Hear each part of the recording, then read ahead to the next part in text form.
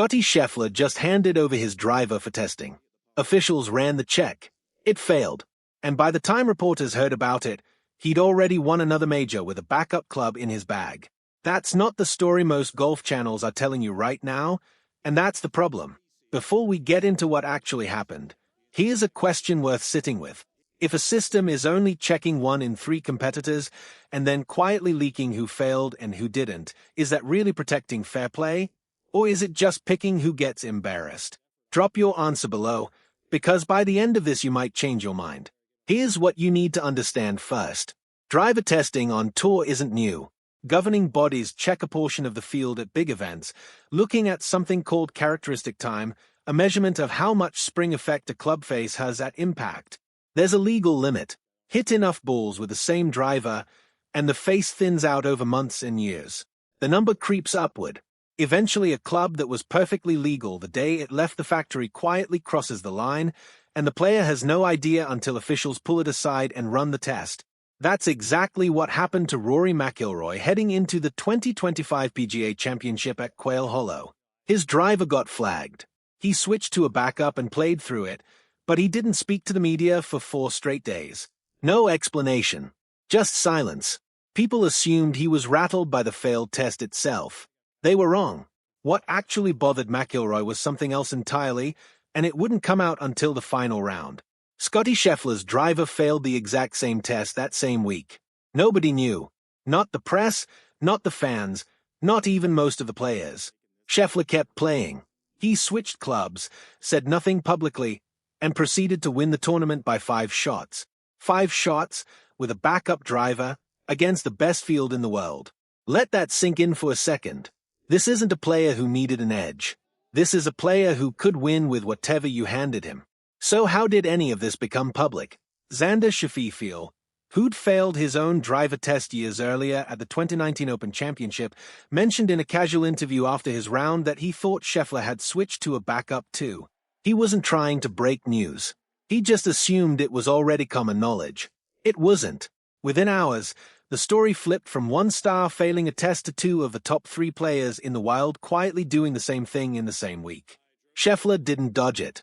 In his winner's press conference, he confirmed it outright, said the club had been in play for over a year and he'd half expected it to go.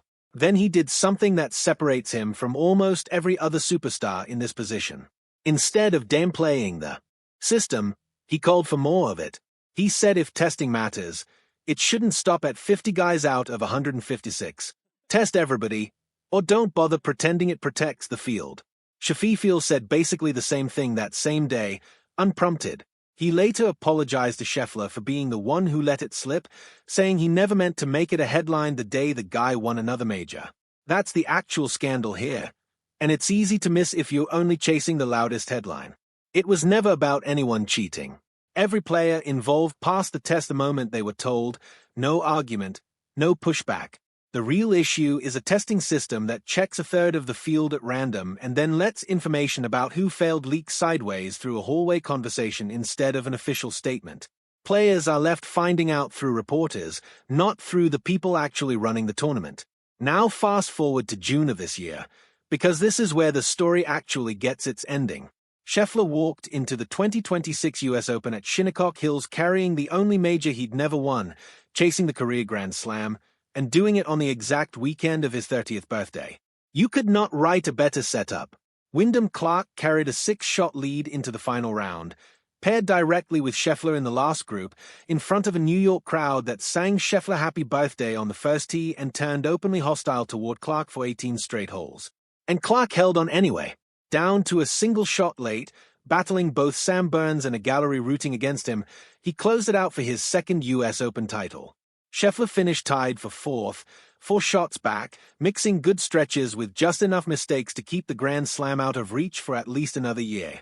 Afterward, he gave Clark Real credit, saying the crowd noise wasn't something everybody could handle and that Clark deserved the win for how he managed it. So here's where that leaves things.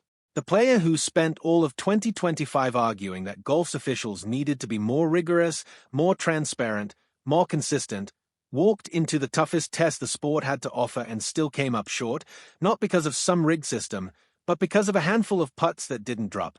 No conspiracy, No controversy, just golf being genuinely hard even for the best player alive. Which honestly makes his stance from a year earlier land even better in hindsight. He never once complained about a system working against him personally. He complained about a system that couldn't explain itself to the people it was supposed to protect. Whether or not you agree with how far the changes should go, that's a harder position to argue with than most of what gets called a scandal in this sport. He'll get another shot at the Grand Slam. The testing debate isn't finished either, and neither is the conversation about how much players should trust the people setting the rules they play under. So here's the real question. Was Scheffler right to push for a stricter system even after it embarrassed him personally, or should players have just kept quiet the way most of them do? Tell me where you land, and if you want the next chapter of this story followed properly, you know where to find it.